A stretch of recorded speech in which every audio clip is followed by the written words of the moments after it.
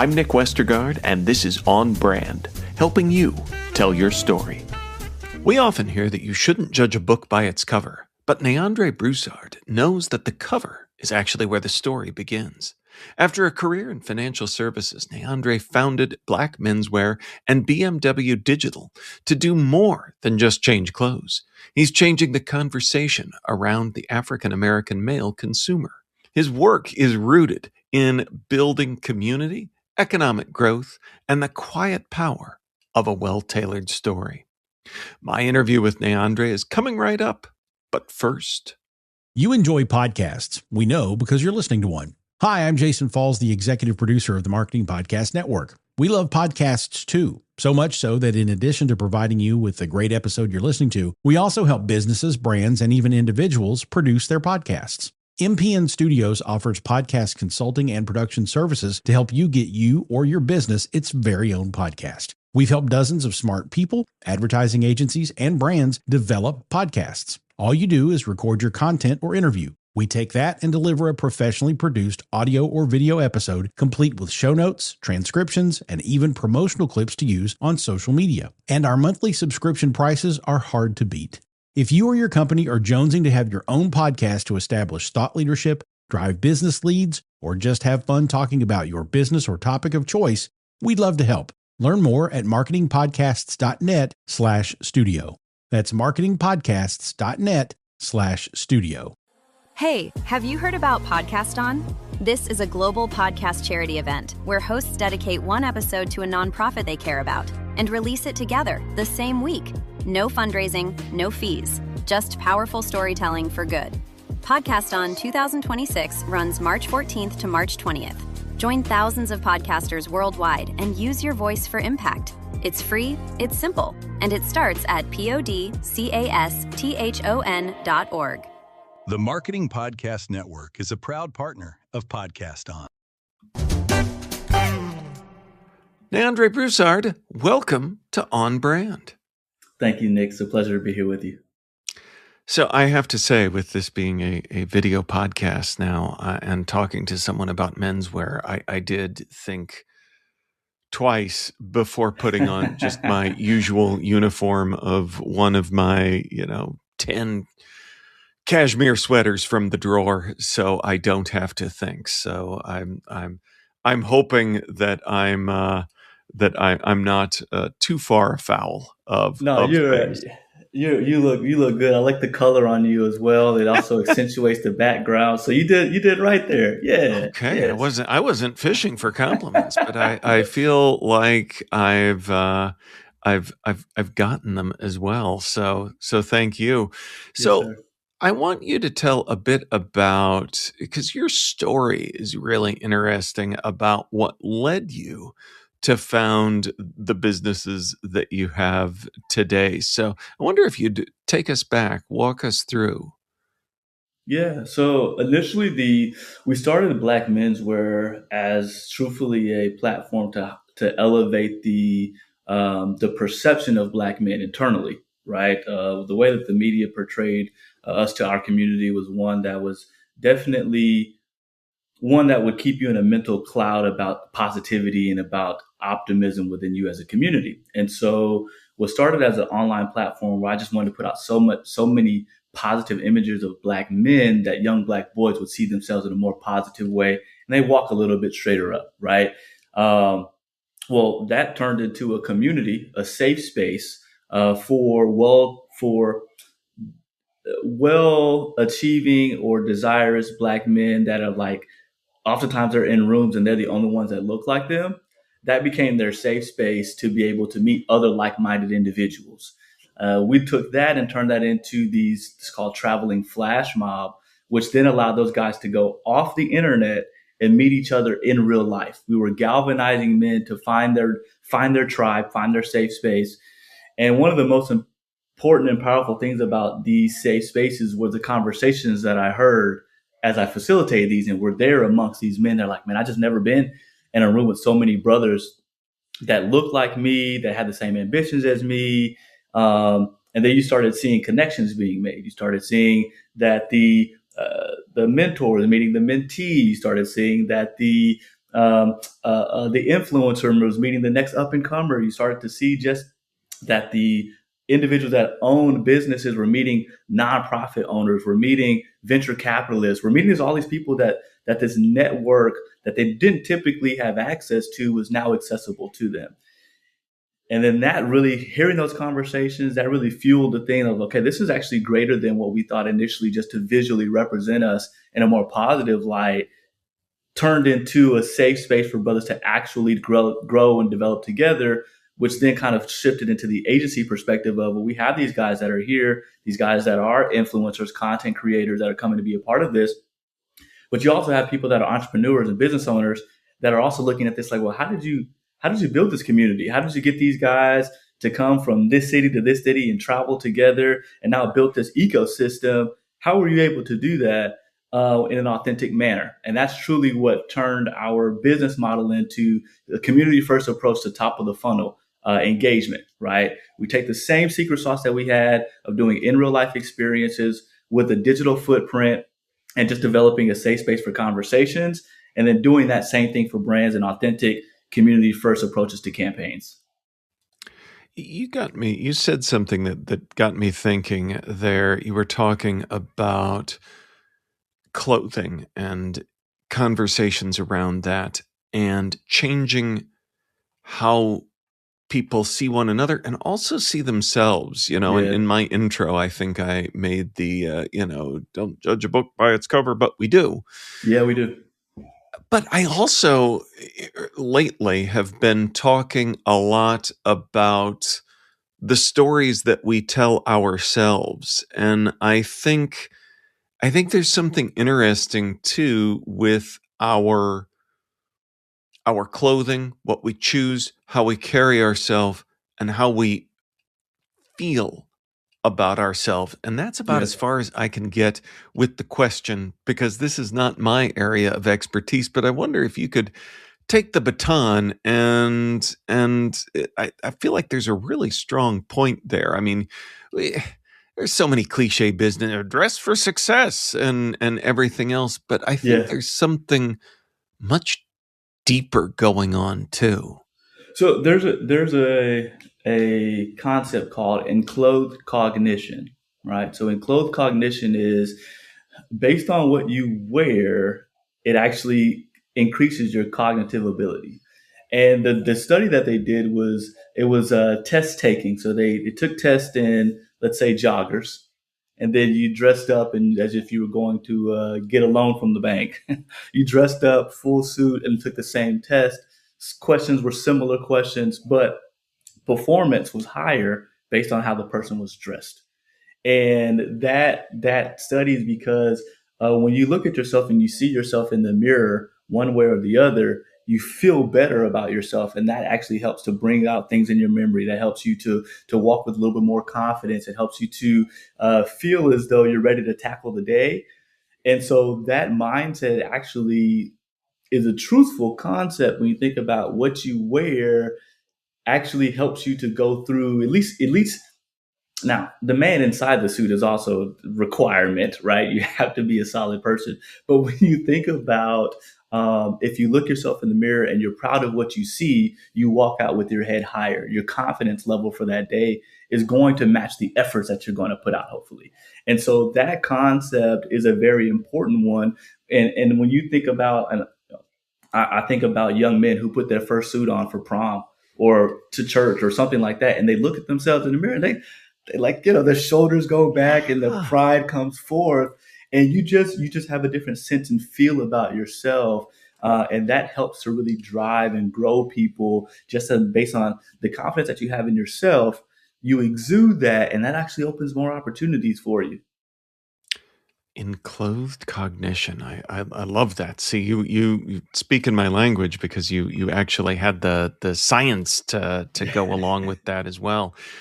I've told this story on the podcast before, but like you, I'm kind of a professional plate spinner with lots of different things going on. I've got the podcast. I teach at the University of Iowa. I write. I do a lot of speaking.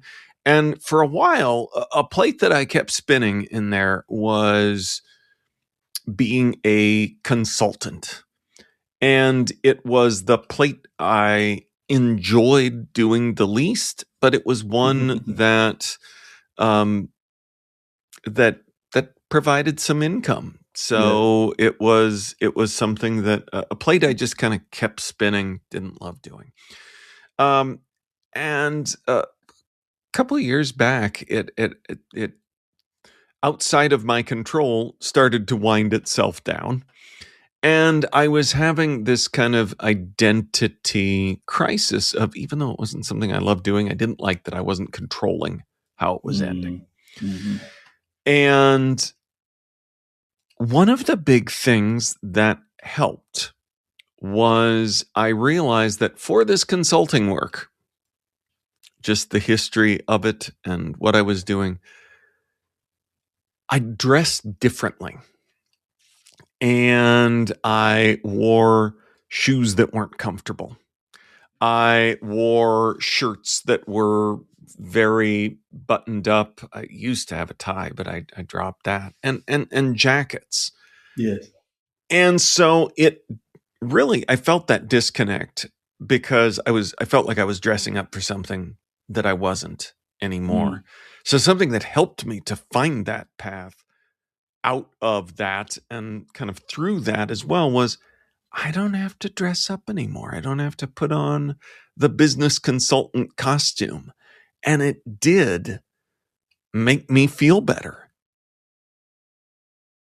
I think with that one, the control that you had there, I think that's more along the lines of the empowering yourself, right? You being empowered to be able to make that choice and to make that decision, while at the same time being able to render yourself a new costume, right? I like to say one thing about the suit becomes like a superhero costume when I go back to my days in financial services, right? In sales, I was a young man who ran a region.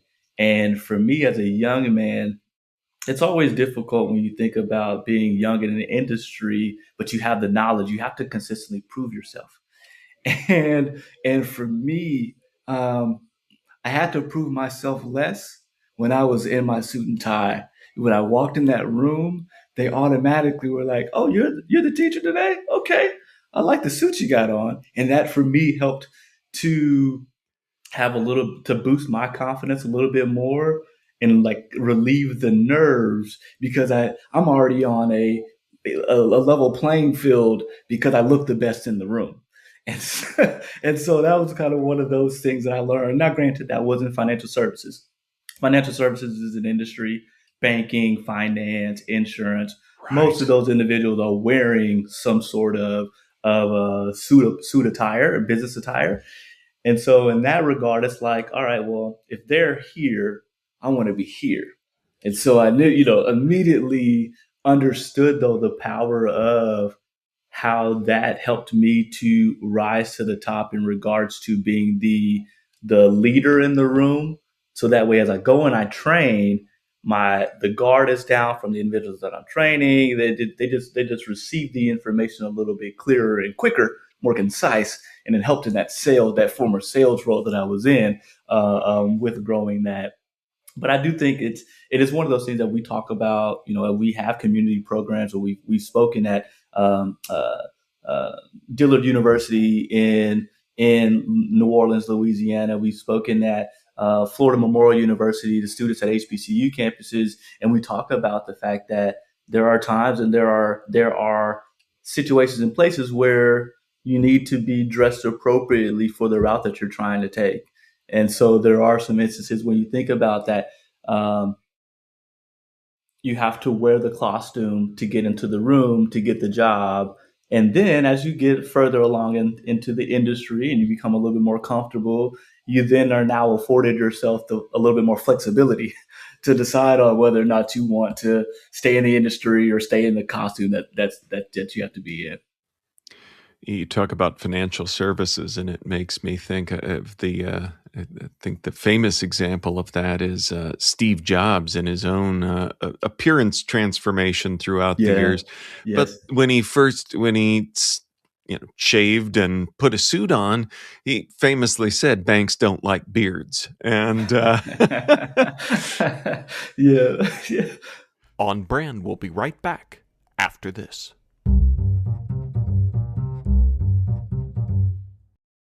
Hey, have you heard about Podcast On? This is a global podcast charity event where hosts dedicate one episode to a nonprofit they care about and release it together the same week. No fundraising, no fees, just powerful storytelling for good. Podcast On 2026 runs March 14th to March 20th. Join thousands of podcasters worldwide and use your voice for impact. It's free, it's simple, and it starts at podcaston.org. The Marketing Podcast Network is a proud partner of Podcast On. America leads the world in medicine development. It matters. We get new medicines first, nearly 3 years faster. 5 million Americans go to work because we make medicines here at home. And not relying on other countries keeps us safe. But China is racing to overtake us. Will we let them, or will we choose to stay ahead? When America leads, America cures. Let's tell Washington to keep us in the lead. Learn how at americacures.com. Paid for by pharma. Now, back to the show. So we talk about, you talk about cultural impact and leading a cultural impact agency. And that work is so important, built on day-to-day decisions. How do you decide which brands are actually ready to do the work of purposeful storytelling versus, I would imagine that there is a decent sized category of folks looking for the quick win here? Yeah. A lot of that comes back to the relationships that we're able to build with the teams that we're working with. One of the things that we often say is when you look at a campaign, a true campaign, the hero of the campaign is going to be the recipient of the message. So the person sitting there, not the brand, not the influencer that we're going to have as a part of the campaign, is if the person sitting there can see themselves and visualize themselves as the person in the campaign, then that's the win. Now that takes time to actually find out and make that authentic versus throwing something against the wall and seeing what sticks. And so when we start these relationships with our brand partners and understand, got to understand the metrics, the KPIs, what they're trying to go to, and then allowing us to actually strategize. All right, well, if you're trying to increase consumerism in this particular market, we like to look at adjacent industries that have high over-indexing, right? To where it doesn't have to be straight of, here's my product, like the product, use the product. It's more along the lines of, man, I'm an entrepreneur and I wake up every morning. And before I get my day started, like all you other entrepreneurs, first thing I do is I listen to this. Listening to this helped me. By the way, I'm provided the ability to listen to this through this brand partner, right? It's just a different way to have that conversation. One of the things I learned early on, and we take this into the business with us, is that people don't care how much you know until they know how much you care.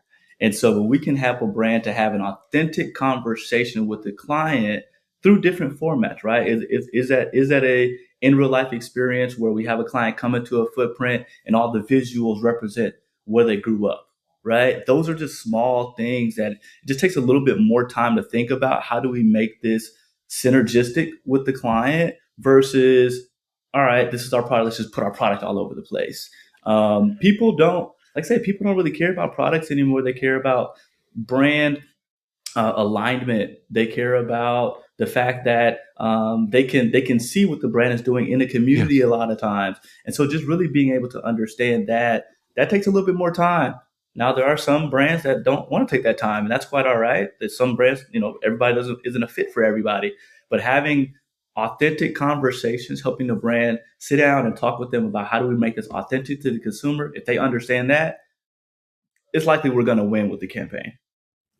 Well, and that authenticity starts someplace that you noted, and I want to call it out and repeat it again because it's so important in talking about brand storytelling. I think people even hear that label and think, oh, it's the story of our brand. And what you said too, it is the story of the consumer, of the customer. And the authenticity comes from that quote you said Yeah. of showing and knowing how much you care about their life to be able Yes. to world build in a way that aligns with who they are as well. Yes. Yes.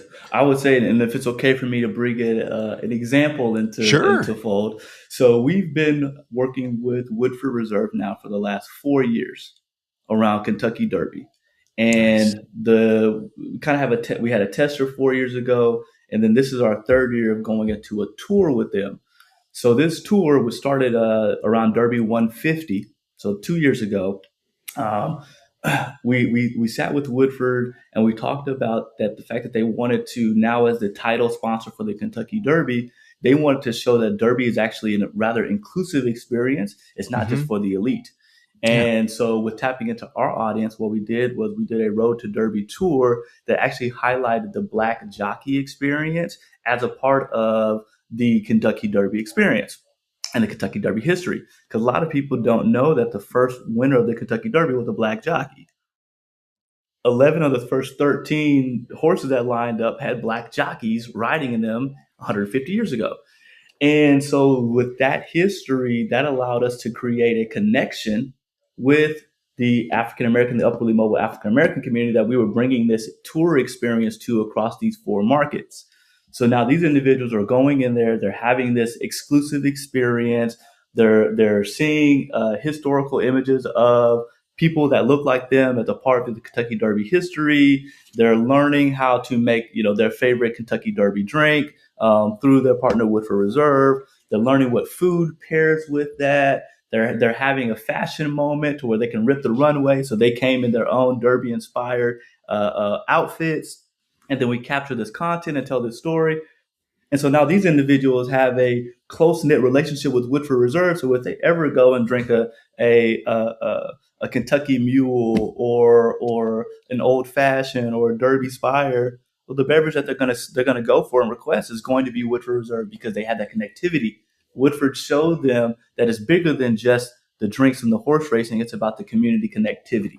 And so for that campaign, which again, we're going into our third tour for this year's Derby 152, that campaign has really spoken to the community that they wanted to tap into in an authentic manner. We could have easily said, hey, go buy the drink, but that wouldn't have hit the same way. We provided an in-person experience. We provided online storytelling through social media, really highlighting these events. We did a documentary that we released around the Black jockey and the Black Louisville experience. And just all of these tie points to really just be able to understand that it's bigger than, it's more than what the brand is. It's really about how the consumer feels and feels seen, feels heard, and feels empowered. I love that example. I'm so glad you brought that up. I'm going to out myself for social media stalking my podcast guests, but I believe I saw some Derby Day fits on your LinkedIn. Yes. That Yes. were pretty awesome. So you describe content as real and raw, and it's one of those things that a lot of times people think that they want, but many are much more comfortable with safe and polished. Yeah. So how do you either close that gap or move another direction? The hardest thing to do as a strategist is to realize that your strategy does not fit for the client. Yeah. Truthfully, right? Because you spend so much time and you do all the research and you go through all the touch points, and it could literally just be preference, preference of where the brand is trying to go, or if the brand has done 4 different campaigns this year that had one through line, and now this campaign is slightly off. The strategy of this is slightly different from that. It might just not be the right time. I'm very much a no, maybe not now kind of person. And there are times where you have to step away and just let things marinate and fester. But it comes also back to relationships. The right time, that person's going to come knocking. The right time, you're going to come to the forefront of their mind.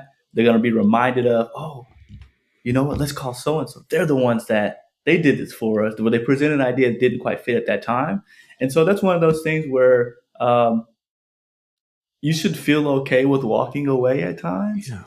But practice. It's also practice, right? It's another time that you got to present a new concept, a new perspective, a new vantage point that also then you have as additional arrows in the quiver that you might be able to pull out for another client down the line, just because you've already kind of ideated and thought things through. So it might be a tough decision, but sometimes it's necessary in order to continue moving forward.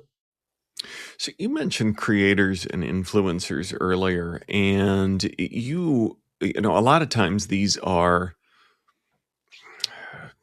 groups that are on the opposite side of the table, and there's different economic outcomes, but you talk a lot about economic growth for creators. How does prioritizing the creator's bank account build a stronger brand for the client? Well, truthfully, right? A lot of times we see that that broker point is all negotiation, and a brand has an idea in their mind, and the creator knows what they're worth. And for us, it's really about helping the brand to understand the value of that creator, because a lot of times they don't. They just think, okay, this person has XYZ followers. We're going to pay them this because they have XYZ followers. But there's a lot that goes into that NIL association that brands don't necessarily take into consideration, right? They'll look at it and say, well, this person wants too much. It's like, does the person really want too much? Or does that person value themselves appropriately? And you should actually give them that budget, because the campaign is going to be bigger than the likes and the clicks. Yeah. The campaign is going to be more along the association of the community that they have. And then you also have to think about, like, what we see from a creator marketplace now is really what they used to see around brand endorsements when you put Jordan with Nike early on, right? There's that connectivity that is kind of removing itself from television, traditional forms of advertising, and is now being put into the power of these creators and influencers who have influence on their audiences. Right. And so one thing that we try to do often is reduce the one-offs, because the one-offs don't necessarily get that brand recognition that the brand feels like they're paying for. Let's find a way to make this a mini series or episodic, so that way you have multiple touch points with that individual and their audience, which kind of comes back to this thing about authenticity, right? Okay, if this person talks about this brand multiple times, it must be real, versus, oh, there's another brand that's popped up on this person's timeline.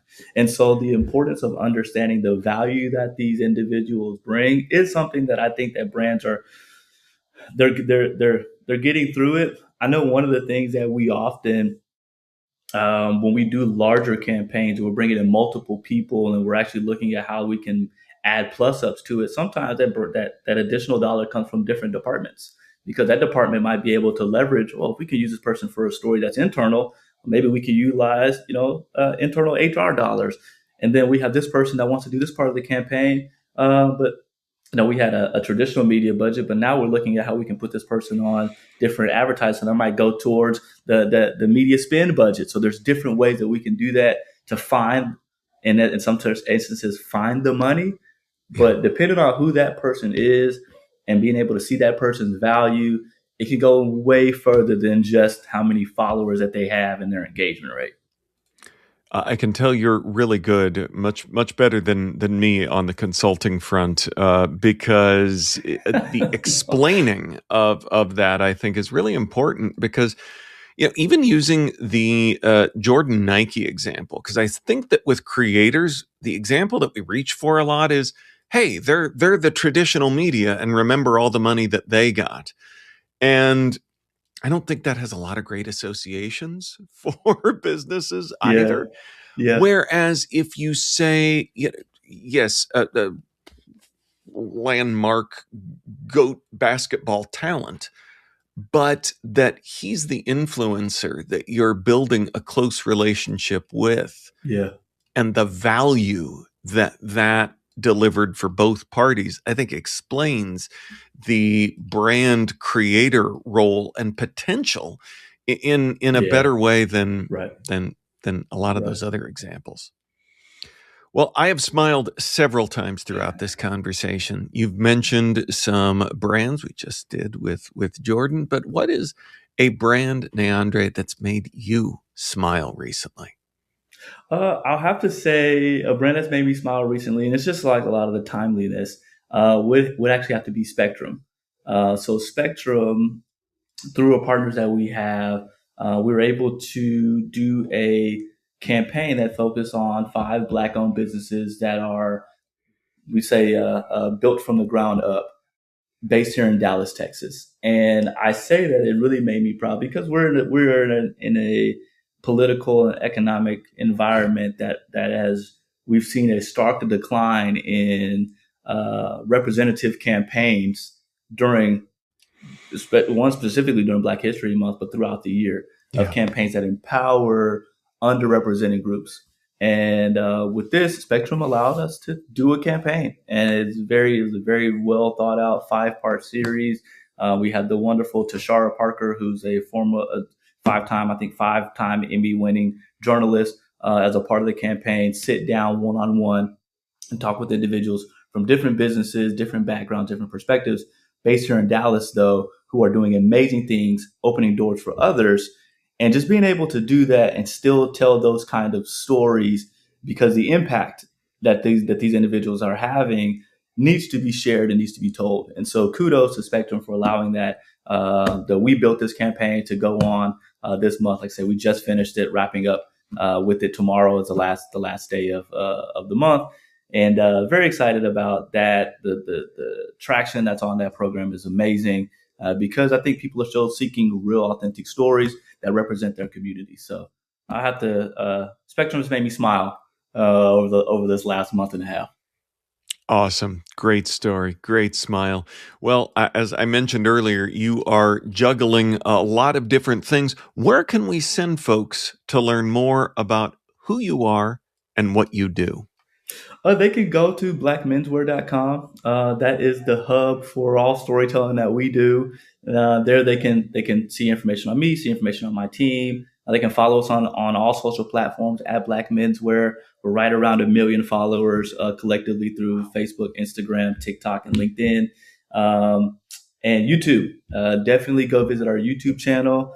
Check out the Check-In with Black Menswear podcast, where I have the fortunate privilege of being the host, where I sit down one-on-one with individuals that tell their stories, and then also just continue to pour into the community by being able to hear from like-minded individuals and people that represent where a lot of the members of my audience come from. So definitely tap into that on our YouTube channel as well.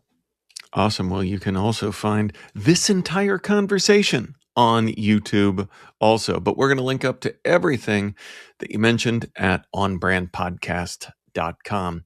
NéAndré Broussard, thanks for being on brand with us. Thank you, Nick, for having me, and I can't wait to see this episode.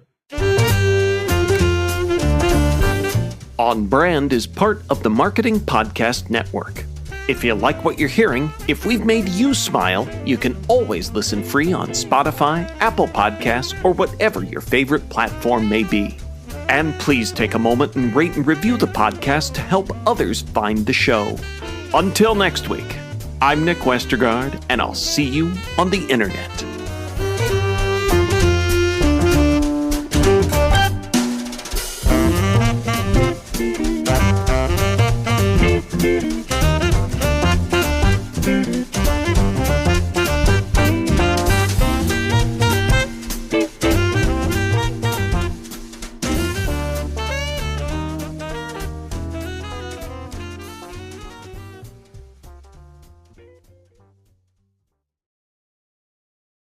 You may know you're listening to this show along the Marketing Podcast Network, but did you know there are other great shows on MPN to help your business? Heather Eck hosts an amazing show called Your Radiant Spirit. Heather, tell listeners about the show. What if the colors you're drawn to, the creative urges you ignore, and the quiet intuitive hits you brush off are actually trying to tell you something? Your Radiant Spirit is the podcast that helps you listen and live with greater clarity and purpose. And where can people subscribe? You can find and subscribe at heathereck.com/yourradiantspirit, on marketingpodcast.net, or search for it wherever you get your podcasts. You heard her. Go subscribe. This podcast is heard along the Marketing Podcast Network. For more great marketing podcasts, visit marketingpodcasts.net.